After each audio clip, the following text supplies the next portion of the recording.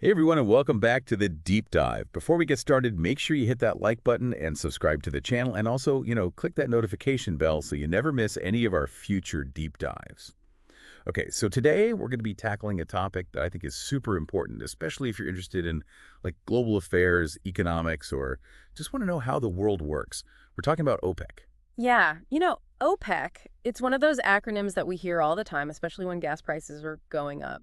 But do we really know what OPEC does or why it even matters? Exactly, and that's what we're hoping to figure out in this deep dive. So whether you're, like a UPSC aspirant studying for those tough exams or a student, trying to wrap your head around international relations, or even just like a curious person who likes to stay informed, this one's for you. We've got some really interesting reports and some expert analysis that we're going to dig into to really unpack OPEC. We'll look at its origins, its goals, and explore how its decisions really kind of ripple out and affect oil prices and global energy in general. We'll even look at specific examples, like how India strategically negotiates with OPEC to show you how these global dynamics actually play out in the real world.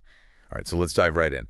OPEC, which stands for the Organization of the Petroleum Exporting Countries, was formed way back in 1960 in Baghdad. And just think about it for a second. The world was a completely different place back then. The founding members were five major oil-producing nations: Iran, Iraq, Kuwait, Saudi Arabia, and Venezuela.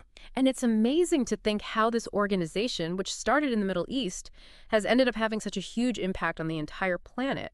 It really speaks to the power of oil and how vital it is in the global economy. Oh, and get this. OPEC's headquarters were first set up in Geneva, Switzerland, Yeah. but then, in 1965, they moved to Vienna, Austria. Now, this might seem like, just a small detail, but it really symbolizes OPEC's growing influence on the world stage.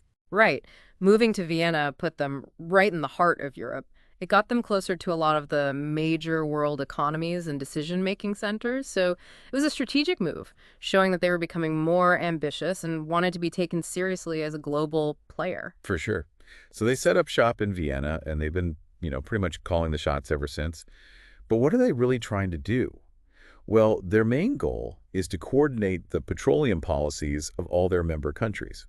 Basically, it's a way for these oil-producing nations to work together and, influence global oil prices and make sure there's a steady supply of oil going to countries that need it.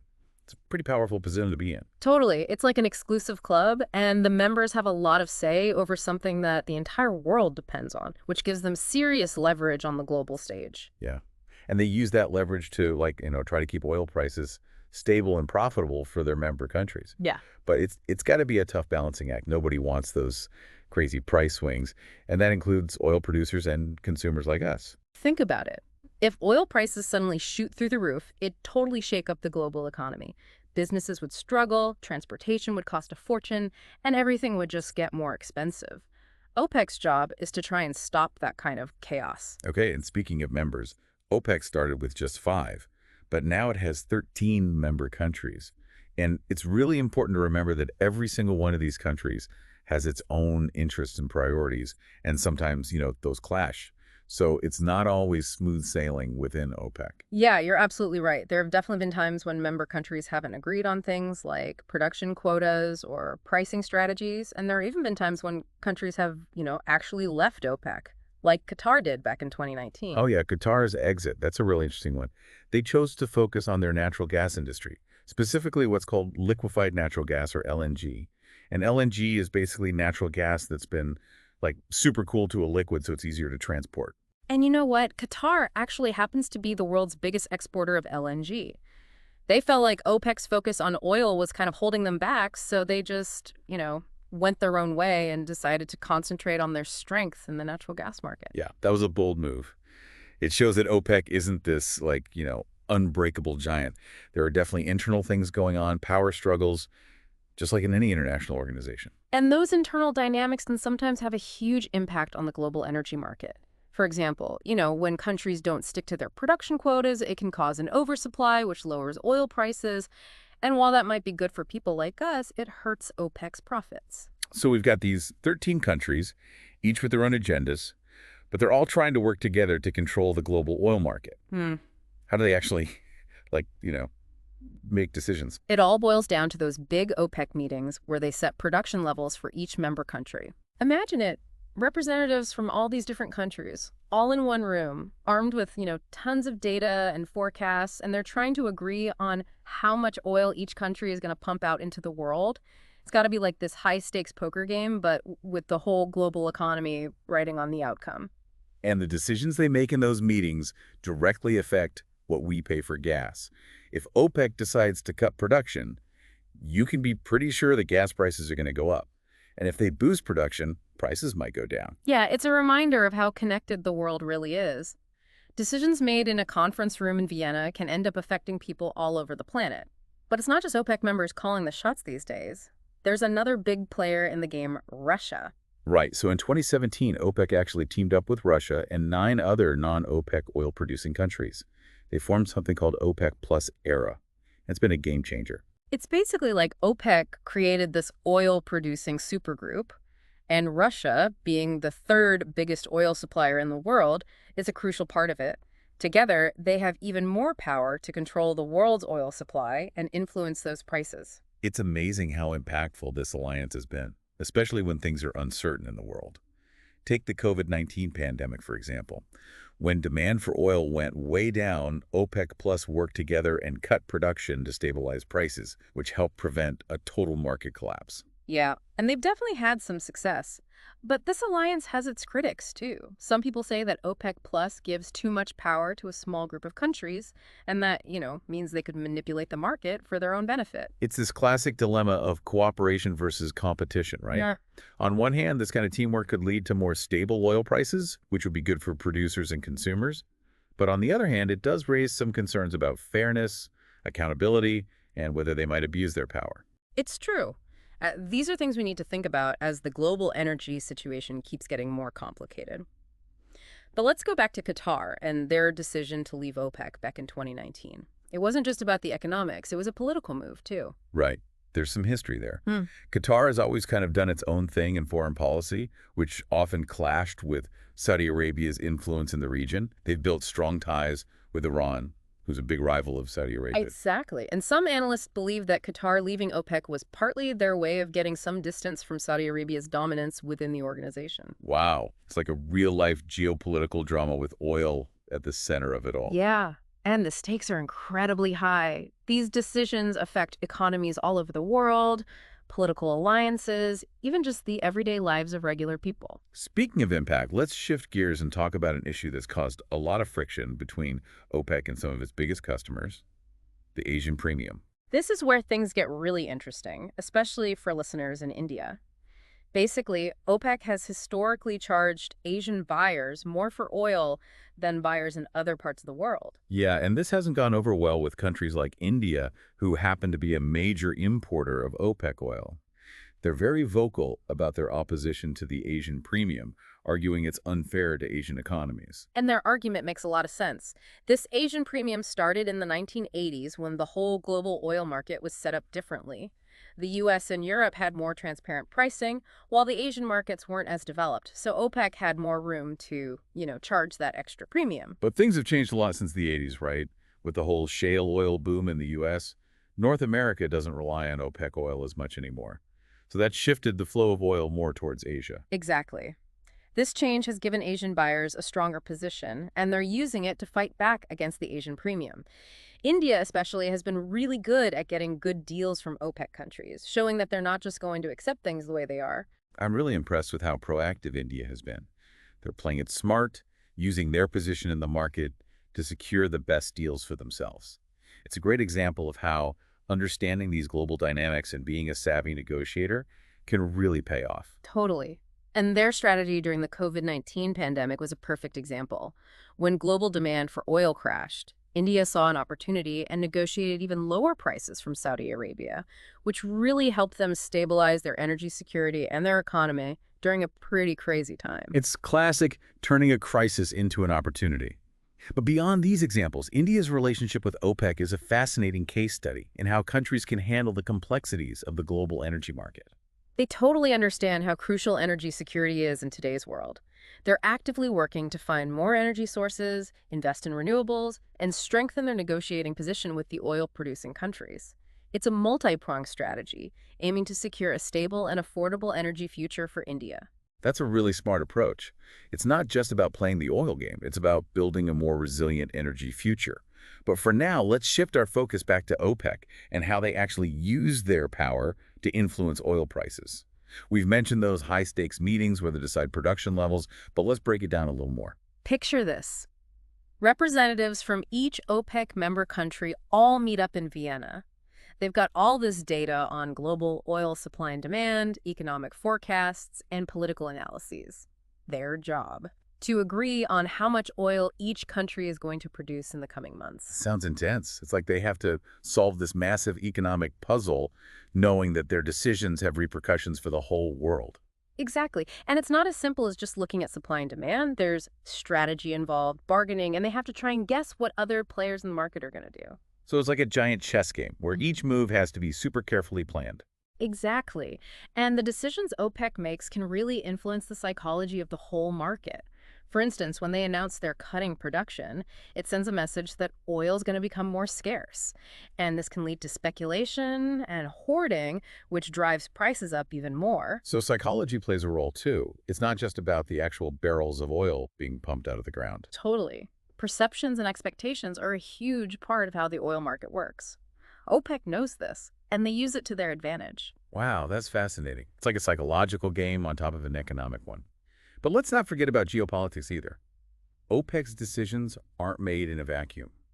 They're often swayed by the political relationships between member countries and what's happening in the world overall. Absolutely. For example, when there's a lot of geopolitical tension, OPEC might be more inclined to cut production to increase prices and put pressure on countries that depend heavily on oil imports. It's almost like they're using oil as a weapon, a way to show their power and influence on the global stage. Exactly. And that's why understanding OPEC is so important. It's not just about oil, it's about power, politics, and all the forces that shape our world. It's a reminder that energy security is tied to national security, and that countries are always competing for an advantage in this crazy complex global landscape.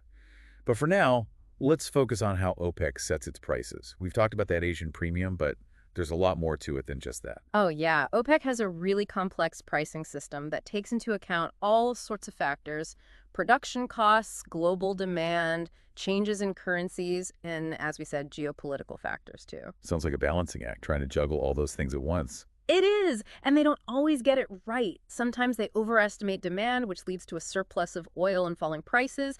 Other times they underestimate demand, and then you get shortages, and those prices skyrocket. Sure, predicting oil prices is about as easy as predicting the weather. There are just so many variables. You got it.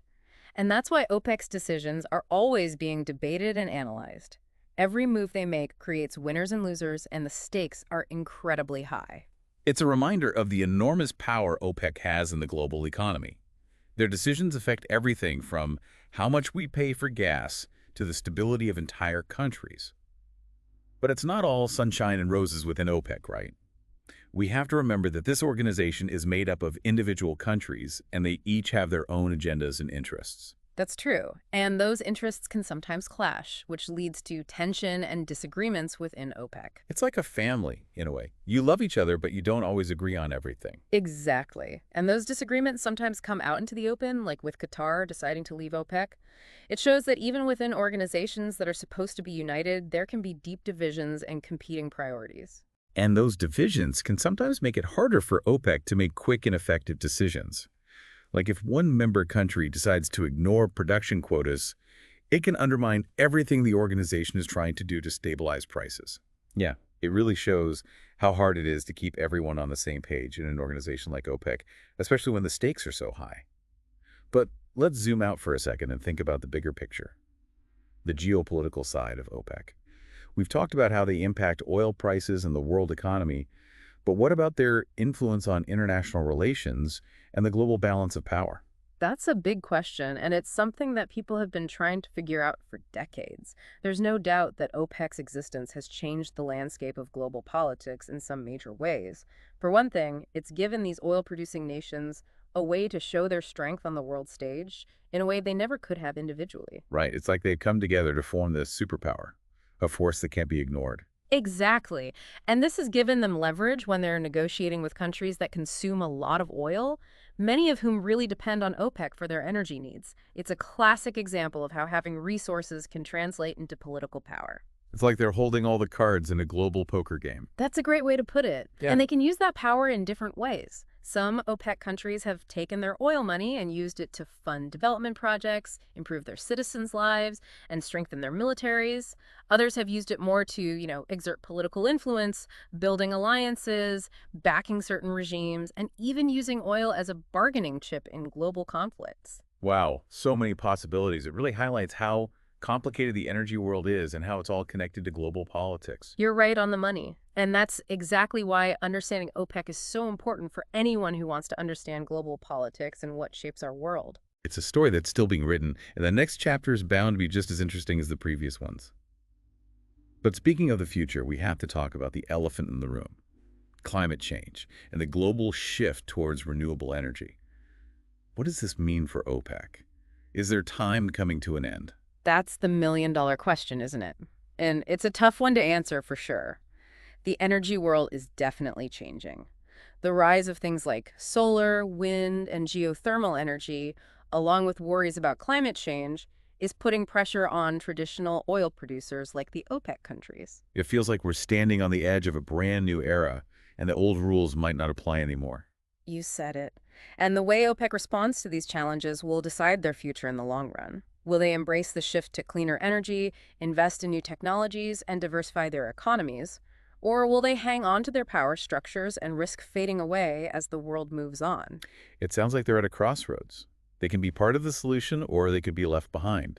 Exactly, and their decision will have a massive impact, not only on the global energy market, but on the entire planet. It makes you wonder about the legacy they want to leave.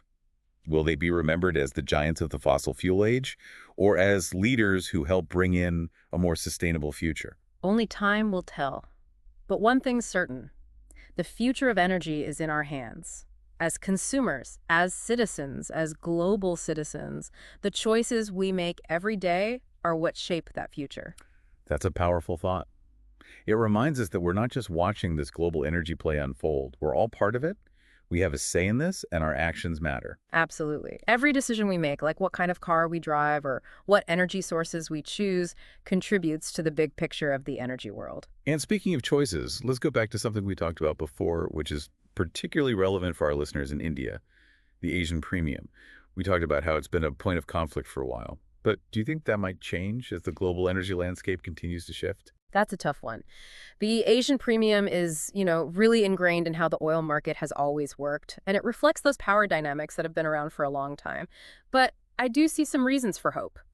As things change and Asian buyers gain more influence, there's definitely a growing push to change this. India's been leading that charge, haven't they? They have. They've been really assertive about getting fairer prices, and they've actually made progress in getting better deals. It shows how skilled they are in diplomacy and how well they understand the global energy market. It's inspiring to see a country like India standing up for what they believe in and fighting for a more level playing field. Yeah, it shows that even in a market dominated by powerful groups like OPEC, change is possible if you challenge the status quo. And it gives us hope that the Asian premium might one day just be a thing of the past. Well, we've covered a lot today. OPEC's history, how they make decisions, their pricing tactics, and what all this means for global politics. We even took a peek into the future, talking about the challenges and opportunities that come with the world's move towards renewable energy. It's been quite the journey into the complex world of OPEC, and honestly, we've just scratched the surface. Hopefully, this deep dive has made you curious to learn even more about this powerful organization and everything that shapes the global energy landscape. Remember, knowledge is power. The more we understand about OPEC, the better choices we can all make about energy in our own lives. Yeah, it really highlights the challenges of, keeping things unified in an organization like OPEC, especially when the stakes are so high. Yeah. But let's kind of shift our focus outward for a minute and think about the bigger geopolitical implications of OPEC's existence. We've already talked about how they influence oil prices and the global economy, but what about their impact on international relations and the global balance of power? Oh, that's a really important question. And it's one that, has had analysts scratching their heads for decades. OPEC's existence has definitely, totally reshaped the geopolitical landscape. I mean, just think about it. It's given these oil-producing countries a platform to, flex their muscles on the world stage, something they couldn't have done alone. It's like they've formed this, this powerful bloc, Hmm. a real force to be reckoned with. Exactly. And that has given them some serious leverage when they're negotiating with, those oil-consuming countries, many of whom are super reliant on OPEC for their energy. It's a classic case of how, having resources can actually equal political power. Yeah, it's almost like they're holding the winning hand in a global poker game. That's a great analogy. And that power can be used in a lot of different ways. Some OPEC countries have used their oil money to, fund development, improve living standards for their people, and even beef up their military. Others have used it more for political maneuvering, like forming alliances, supporting friendly regimes, and even using oil as a bargaining chip in geopolitical conflicts. Wow, that's a pretty wide range of options. It really underscores how complex the energy world is and how it's like totally intertwined with global politics. You got it. And that's why getting a grasp on OPEC is so crucial for anyone who wants to make sense of global politics and the forces that shape our world. It's a story that's constantly unfolding, and you know what? The next chapter is probably going to be just as gripping as the ones that came before. Speaking of the future, we have to talk about the elephant in the room, right? Climate change and the global shift towards renewable energy. What does all this mean for OPEC? Is their reign coming to an end? That's the question everyone's asking these days, and to be honest, there's no easy answer. The energy landscape is definitely shifting. The rise of renewable energy, things like solar, wind, and geothermal, along with growing concerns about climate change, is putting a lot of pressure on traditional oil producers, especially those OPEC members. It feels like we're at the beginning of something totally new, where the old rules might not even matter anymore. That's a great way to put it. And the way OPEC decides to handle these challenges is going to determine their future. Will they, jump on board with this transition to cleaner energy, maybe invest in new technologies and diversify their economies? Or will they, cling to their current power structures and risk becoming irrelevant as the world moves on without them? It really does seem like they're at a crossroads. They can either be part of the solution or get left behind. Exactly. And their decision will have a huge impact, not just for the global energy market, but for the entire planet. It makes you think about what they want their legacy to be, right? Would Yeah. they be remembered as like the giants of the fossil fuel era, Hmm. or as those forward-thinking leaders who helped bring about a more sustainable energy future? Only time will tell. But one thing is for sure, the future of energy is in our hands. As consumers, as citizens, as global citizens, we all have a role to play in shaping that future through the choices we make every single day. That's a powerful message. It reminds us that we're not just bystanders in this global energy story. We're all participants, and our actions really do make a difference. You got it. Every decision we make, from the car we drive to the energy sources we support, all of it adds up and shapes the bigger picture of the energy world. And speaking of choices, let's circle back to a topic we discussed earlier, one that's particularly important for our listeners in India, the Asian premium. We talked about how it's been a point of contention for a while now. But as the global energy landscape evolves, do you see any signs of this changing? Well, it's definitely a tough one. The Asian premium is deeply rooted in, the history of the oil market, and it reflects those power dynamics that have been in place for a long time. But, there are reasons to be hopeful. As the energy scene shifts and Asian buyers gain more influence, there's a growing movement to, challenge this practice. India's been at the forefront of that, right? Yeah, they have. They've been really vocal about advocating for fair pricing, and they've actually made some serious progress in getting better deals. It just goes to show their diplomatic skills and their deep understanding of the global energy market. It's inspiring to see a country like India standing up for their interests and pushing for a fairer system. It really shows that even in a market where powerful players like OPEC dominate, you can still challenge the status quo and make real change happen. And that gives us hope that maybe someday the Asian premium will just be a thing of the past. Well, we've covered a lot of ground today, haven't we? From the origins of OPEC and how they make decisions, to their pricing strategies and the ripple effects they have on global politics. We even took a glimpse into the future, exploring the challenges and opportunities that come with the world's transition to renewable energy. It's been quite a journey, exploring the intricate world of OPEC, and to be honest, we've barely scratched the surface. We hope this deep dive has, sparked your curiosity and made you want to learn even more about this powerful organization and the forces that shape the global energy scene. Remember, knowledge is power. And understanding the complexities of OPEC can help us all make more informed decisions about, the energy choices we make in our own lives. Absolutely. Thank you so much for joining us on this deep dive into OPEC. Until next time, keep exploring, stay curious, and remember, the future of energy is in our hands.